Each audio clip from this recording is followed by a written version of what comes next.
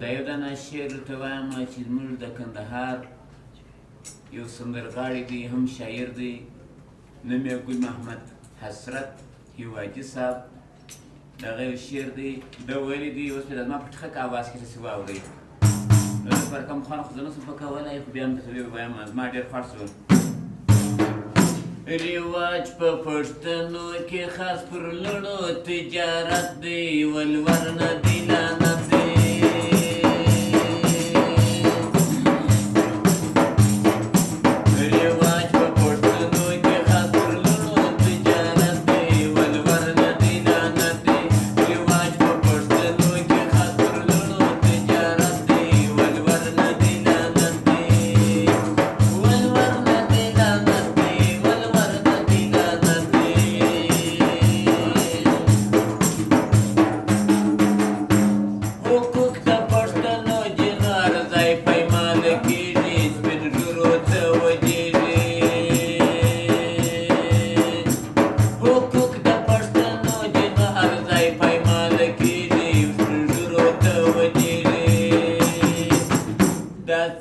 کم د پلار مهرباني و شفقت دی، ولور نه دی لعنت دی. رواج په پښتنو کې خاص پر لوړو تجارت دی، ولور نه دی لعنت، ولور نه دی لعنت دی، ولور نه دی لعنت دی.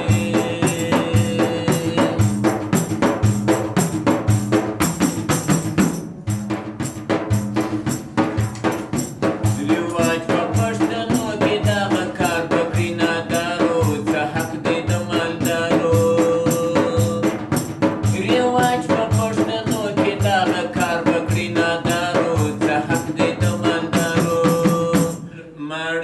ولور ډېر اخی مسکین ته ملامت دی، ولور نه دی لعنت دی.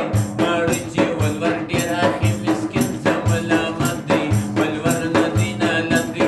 ماړه چې ولور ډېر اخی نیکیال ته ملامت دی، ولور نه دی لعنت دی. رواج په پښتنو کې خاص پر لوړو تجارت دی، ولور نه دی لعنت دی. رواج په پښتنو کې پردی لوراولي کور ته، بیا یې اړوي ورته. رواج په پښتنو کې پردی لوراولي کور ته، بیا یې اړوي ورته. خو لور د چیرې وي بېکاره حق دی قضاوت دی، ولور نه دی لعنت دی. رواج په پښتنو کې خاص پر لوړو تجارت دی، ولور نه دی لعنت دی.